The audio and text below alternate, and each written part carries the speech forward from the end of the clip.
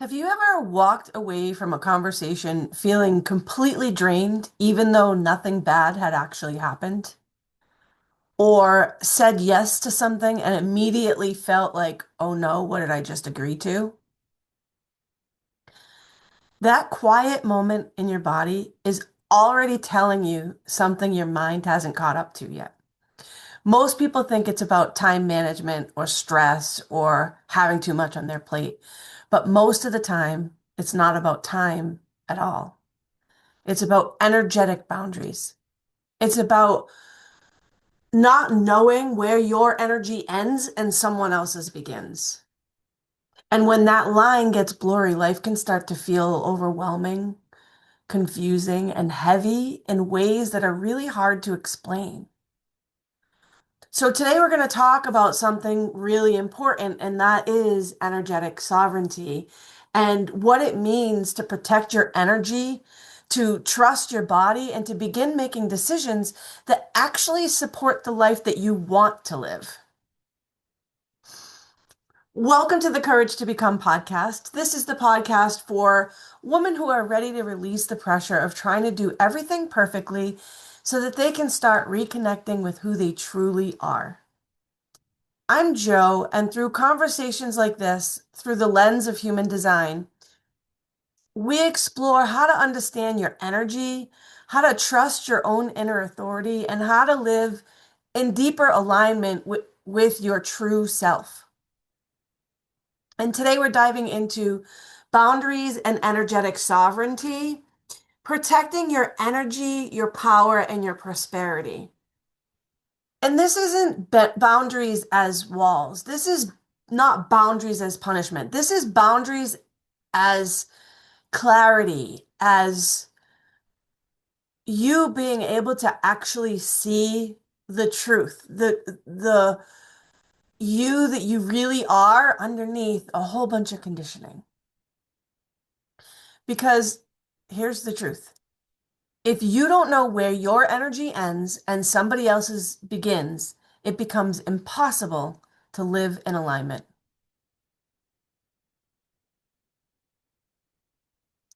And if you're not sovereign over your energy, you're going to struggle to feel sovereign over anything else, your time, your body, your decisions, and even your money. So today we're going to slow it down a little bit and we're going to look at what sovereignty really means and how boundaries can actually help you to reclaim it. Before we talk about energetic sovereignty, let's pause and talk about the word sovereignty itself. I actually had to look this up myself because I wasn't exactly sure what it meant. And when I read it, I was like, oh my God, this is perfect. We have to do this. Sovereignty means authority over your own life. It means knowing exactly what you want and making decisions that you know are going to work for you and not letting anyone else override those decisions that you make.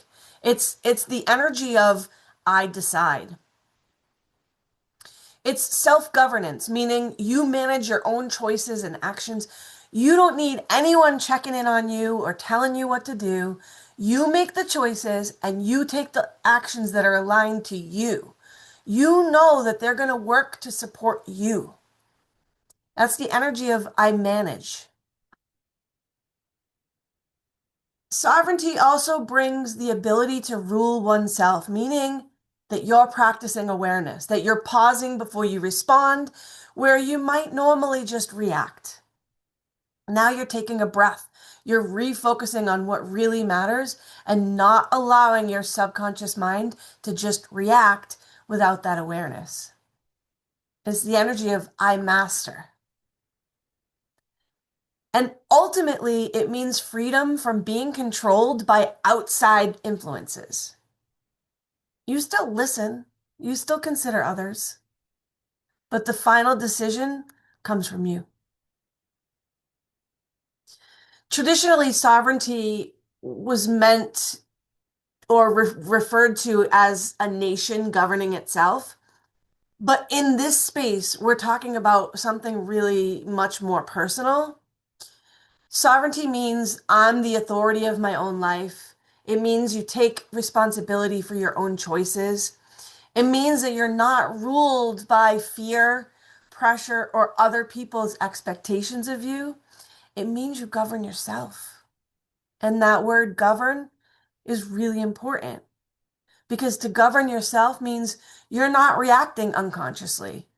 You're not outsourcing your power. You're not letting the loudest voice in the room decide it for you. And you're not letting your mind override your body. It means you recognize that you are responsible for how you move through the world. And that can feel really empowering, but it can also feel uncomfortable because sovereignty means that you can no longer blame your past, your partner, your parents, your job, your circumstances, or even your design. Human design doesn't remove responsibility. It clarifies where your authority already lives. There was a time in my life when I thought that sovereignty meant independence. Actually, that's what I expected to find when I looked it up. And I guess in a way it kind of does, but the way that I looked at it was like I had to do everything on my own. And what I've come to understand is that sovereignty isn't an isolation, it's more of a self-trust. It's knowing that you can be in a relationship, you can have a business, and you can be in a community, and you can still take care of yourself. You don't need to abandon you. When we talk about energetic sovereignty, we're talking about governing your inner world, your energy, your emotional state, your decisions, your commitments, your resources. It means you know what's yours. You're confident in who you are. You have a good idea of who it is you want to be. You are confident in what isn't yours. You don't get sucked into the drama around you. You know what energy belongs to you and what doesn't, and no one is going to get in your way. You choose how you respond. You make decisions based on knowing who you are, what you want, what's best for you, and where your boundaries might need to be put up or maybe to be tightened. You don't outsource your authority. You don't allow anyone outside of you to dictate who you are or how you are. In human design, sovereignty is built into your strategy and authority. Human design is actually kind of like a sovereignty tool. And when you follow your strategy, you get results. Generators respond, manifestors inform, projectors wait for recognition, and reflectors have to wait for that clarity. And when you follow your authority, you're trusting the intelligence of your body instead of the pressure of your mind. And that's where boundaries actually begin. They begin the moment you stop overriding your design. Boundaries are often misunderstood. People think boundaries are about controlling other people. They're not. Boundaries are about clarifying responsibility. They answer the question, what is mine to carry and what is not? And every time you decide not to engage, not to overthink, not to prove, not to respond immediately, you are reclaiming your authority over your energy. Boundaries are not walls. They're declarations. They say, this is where my responsibility ends. This is where my energy returns to me. This is where I choose myself. And that is sovereignty in motion. Let's talk a little bit about where boundaries can get blurry. So, if you don't have your human design chart, you want to go to www.geneticmatrix.com and you're going to need your birth information. So, your birth date, and that includes month, day, year, time. And time is very important. It must be accurate or your report will not be accurate. And if you don't know what it is, check your birth certificate because that's where I found mine.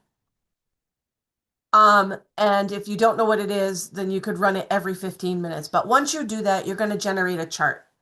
And that chart is actually going to look like the chart on the wall behind me.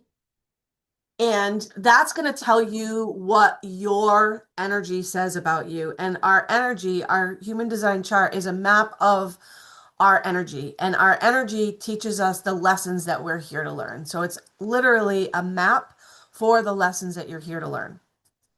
And so I want to talk about where some of these boundaries can get blurry, and I'm going to do that in relation to the human design chart. So you want to kind of have your chart or know your chart at least so that you can, when as we go through these, you can refer to that and see, oh, all right, is that how my energy operates? And see if you can resonate with that, because most likely you're going to resonate to the design that matches your chart. So open centers are any center on your chart that's white. And that's our boundary classroom. So open centers are not weaknesses. They're places where we absorb energy and then we amplify that energy. And sometimes we can over identify with what isn't ours because when we're with other people who have that energy, we're going to take it in and we're going to amplify it and we're going to think it's ours. And let me give you some examples. If you have an open head or ajna, which are the very top two on the chart, if those two are white for you, or either one of them is white, you're going to feel pressure to figure things out. You're probably somebody who overthinks, and you're going to try to answer questions that aren't yours to answer. Excuse me. So, setting a boundary for yourself is going to look like, I don't need to solve this right now. And that simple decision to take a pause just changed the outcome. Because boundaries are the way you begin to take your power back. Every time you decide not to engage, not to overthink, not to prove, not to respond immediately, you are reclaiming authority over your energy.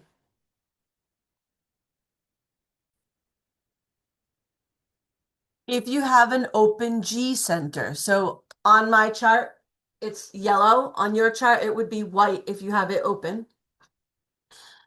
That means that you naturally adapt to the people around you. You mirror the identity of those people that you're with. And so you can feel different depending on who you're with, what environment you're in. And you may unconsciously become who other people need you to be without even realizing it yourself. That's not a weakness. It's sensitivity and it's relational intelligence. It's a tool to help you to learn who do you want to be. As you take that energy in and amplify that, you're learning from that. But here's where that boundary becomes tricky. When you shapeshift to belong, when you morph into these people that you're with, when you take on their identity, you don't realize you're doing it. But you're going to get some other feelings that are going to clue you into this. You're going to feel exhausted. You're going to feel unsure of yourself. You're going to feel slightly off, and you're going to feel disconnected from your own desires. You right now are probably thinking there's something wrong with you. But what's really happening is the environment is misaligned. And it's hard to see because the open G center is very fluid. It can feel like you can have thoughts like, I just need to try harder, or maybe I'm the problem, or uh, if I adjust it a little more, maybe it'll work. You don't immediately see that the room itself is what's wrong for you. You assumed the change needed was with you, but it's not. It's the environment. It doesn't start with boldly declaring this environment doesn't feel aligned. It starts with subtle awareness. So boundary for the open G center looks like this. Pay attention, practice awareness, notice how your body feels in certain spaces and around certain people. That's your body talking to you. Pay attention to how you feel when you're around certain people. It means something. Ask ask yourself, how do I feel? Do I feel more like myself here or less like myself? That's going to clue you in. These thoughts are going to feel like, I feel different in this space. I feel small around this person. I don't recognize myself lately. And that noticing is the very first boundary. And then it's going to grow into spending less time there because it doesn't feel good. Changing the dynamic because it's not aligned. Choosing new rooms that feel better.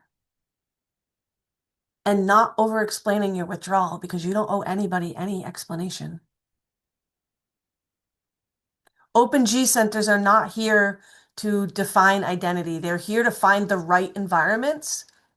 So the boundary isn't forcing yourself to be consistent. It's choosing rooms that feel nourishing, choosing people, places, and things that feel good. Because when an open G center is in the right environment for them, their identity stabilizes naturally, their direction feels clearer, and they no longer doubt themselves. If you have an open G center, the boundary isn't about being more solid in who you are, it's about being more intentional about where you are because you're deeply influenced by your environment. And sovereignty means choosing rooms that allow you to expand, not shrink. So let's just slow this down a little. I want to talk about the emotional solar plexus. And this one's a big, powerful energy. The emotional solar plexus is not just about having feelings. It's about how that emotional energy moves through our system and how that movement is meant to guide your decisions. If you have this defined, that's your authority. And so your job is to listen to your emotions, to pay attention to them, to give yourself the time and to be able to flow through the energy and allow yourself to come to a decision that's aligned for you. Sovereignty here looks very, very different depending on whether it's defined or undefined. And so if you have that defined, your boundary is time. You're not meant to decide under pressure. You're not meant to answer immediately. You're not meant to give clarity in the moment. Your emotional energy operates in waves. There's different kinds of waves. There's high waves, there's low waves, there's neutral waves, and everybody's different. And if you decide on a high, you're going to overcommit. If you decide on a low, you're going to regret your decision. And if you decide under pressure, you're going to override your truth. So waiting isn't avoidance, it's wisdom when you have this center defined. And this is where that boundary work becomes powerful because when somebody says, "Can you let me know right now?" and your body tightens, your sovereignty is going to say to them, "I need some time." And that's a boundary. That's not rude, it's alignment. Defined emotional beings are here to model maturity, not emotional reactivity. Their clarity doesn't come fast, it comes steady. They have to feel that wave over time to know what's right for them.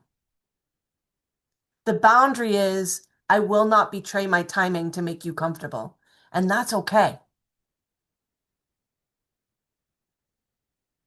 When you don't honor this, you're going to notice things like people pleasing, over promising, maybe even saying yes out of excitement and then regretting it later. Or maybe you made the decision on a low and you said no on it in one of those lows, and then later you feel regret. That regret is not failure, it's feedback. It's your system telling you you moved before you were clear. That time, when you give yourself time, that protects you. When you have this center undefined, and I realized I forgot to show you where this center is. This is your emotional solar plexus. Mine is brown. If you are defined, you're going to be brown. If you are undefined, it's going to be white. And the boundary for an open emotional solar plexus is awareness. If you have this open, you probably can feel other people really deeply, sometimes even more than they can feel themselves.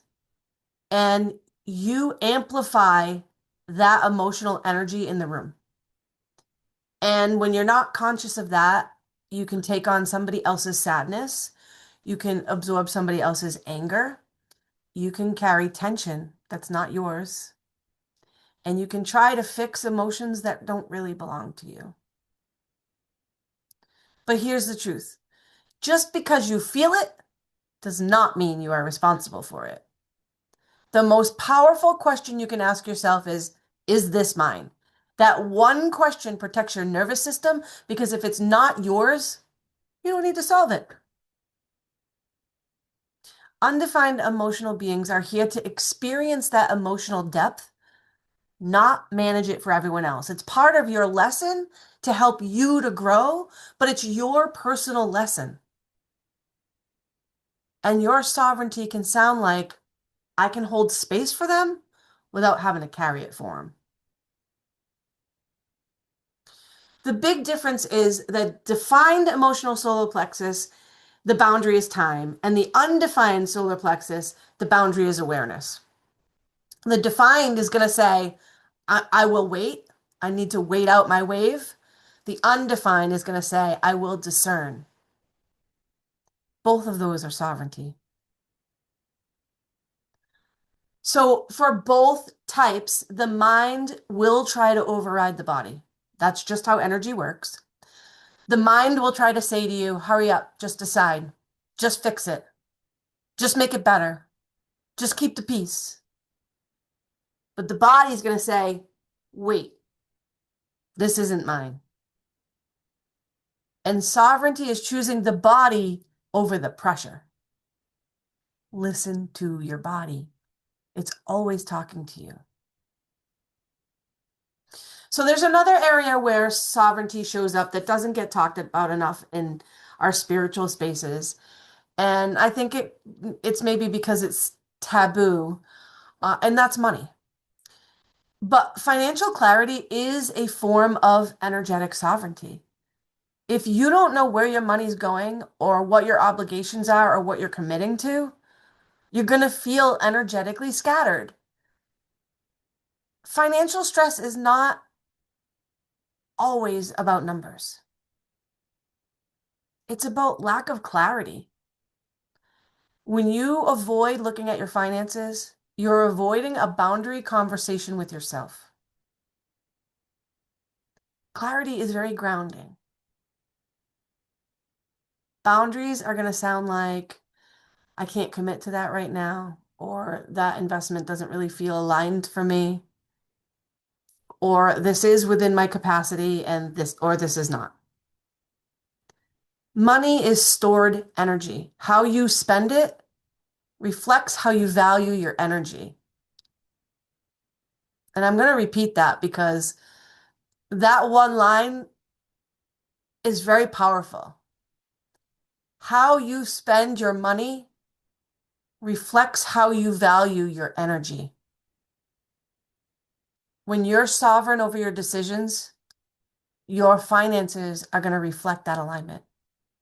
When you follow your strategy and your authority, you're going to reduce misaligned commitments, emotional spending, and worth-based decision making.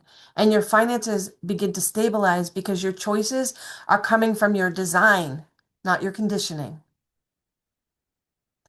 Financial misalignment often happens when you move outside of your strategy.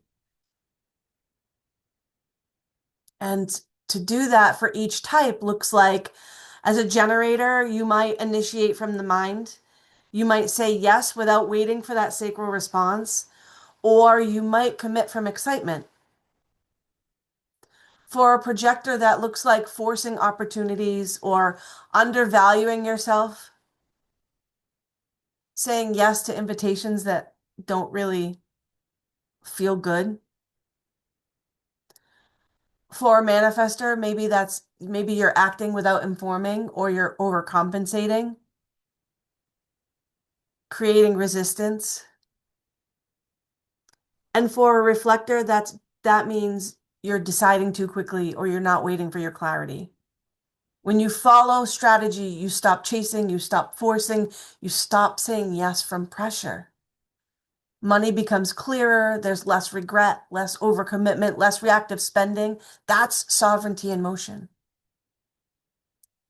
Authority is your internal boundary system. If you have emotional authority, if that emotional solar plexus center is defined for you, waiting prevents impulse decisions. It prevents emotional spending, and it prevents overcommitting financially. If you have sacral authority, and it'll say it on your chart right before you type what your authority is. Sacral authority is going to say like pure. Like it might say pure generator. Sacral authority is that gut response that you get. It's that gut, response, and it protects you from draining investments. It gives you the immediate response. You just have to pay attention to it. Ego authority is when your will center is defined. That's this little, mine's white here, but if you have it defined, it's going to be pink. This little center in between those two, that's the will center. And that's ego authority. And that's true willpower decisions prevent proving through money patterns. When you override your authority, you invest to impress, you spend to regulate emotion, you commit from fear, and you avoid looking at numbers. But when you honor your authority, you wait, you check in on your body, and you decide from neutrality after listening to what your body is guiding you towards. That's when finances stabilize. So we just talked a little bit about the will center. If this will center is open, this is huge for money. This is shown in ways, in the shadow side of it is shown in ways that show you as undervaluing yourself, feeling like you have to over deliver to prove your worth, avoiding raising any prices, or maybe you're tying your income to your self-esteem. Sovereignty looks like I don't need to prove myself to earn money. You might spend money to soothe, absorb financial anxiety from other people. And you know that that's number one on the list of stressors is finances. Or you might panic during market shifts. When you start to see these patterns, ask yourself, is this financial fear really mine? The open G center might have you spending money to feel like you belong, or investing to stay connected, or following other people's financial paths. Ask yourself, does this financial choice feel like me? Or are you absorbing it from someone else? Remember, we absorb and amplify when these centers are open. Defined centers are your financial strengths. This is where you can trust yourself because you have consistent access to this energy. The defined root center, that is the very bottom square. Mine is brown, which is defined. If it's white, it's open. If it's brown, it's defined. That's healthy pressure management, supporting income growth.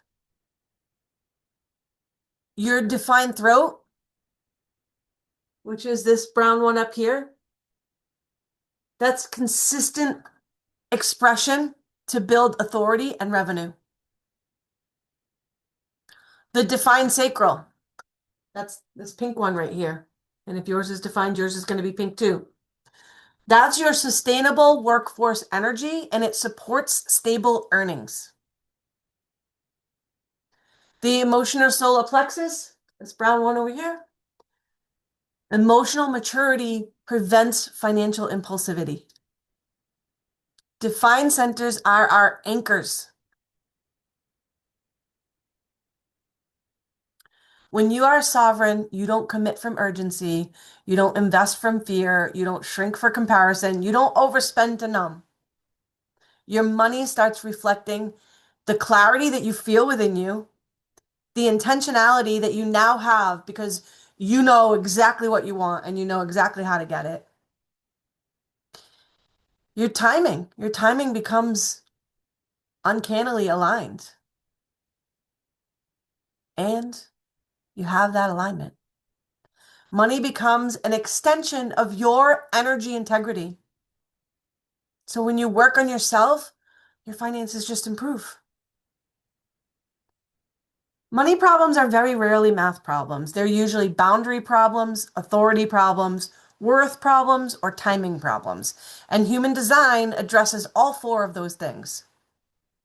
You can't create boundaries from the mind.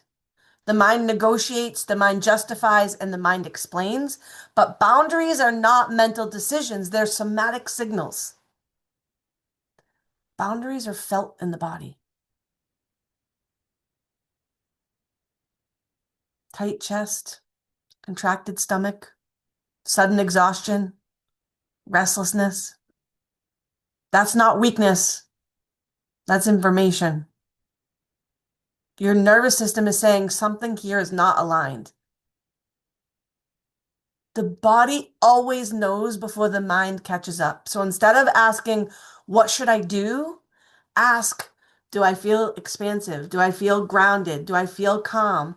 Or do I feel drained? Do I feel pressure? Do I feel like saying yes out of fear? Am I avoiding saying yes out of discomfort? Sovereignty means I trust my body over my conditioning because conditioning is loud, but alignment is steady. And your body speaks in steady truth. These are the things we weren't taught. Boundaries are not rejection, they're clarity. Energetic sovereignty is not isolation, it's alignment. When you follow your strategy, you trust your authority, and you honor your energy, you begin reclaiming your power. And that power starts showing up everywhere in your relationships, in your health, in your work, and yes, even in your finances. So I invite you to ask yourself two simple questions. Is this mine to carry? And does this feel aligned in my body? Because sovereignty isn't loud. It isn't dramatic. It's steady and it becomes available every time you choose yourself. If today's conversation around boundaries and energetic sovereignty and alignment resonated with you, I would love to offer you something because sometimes the most powerful step isn't more information, it's clarity. Clarity about your commitments, your energy, and the decisions that are shaping your life. So if you would like support in exploring that, I would love for you to book a coffee chat with me. The link is going to be in the show notes. There's no pressure. It's just a conversation. Let's talk about it. Maybe I can support you in some way. And if you enjoyed this conversation, I would love it if you would like, share, subscribe. And I appreciate you being here. I appreciate all of the love and support that you've shown me along the way. I'll see you next time.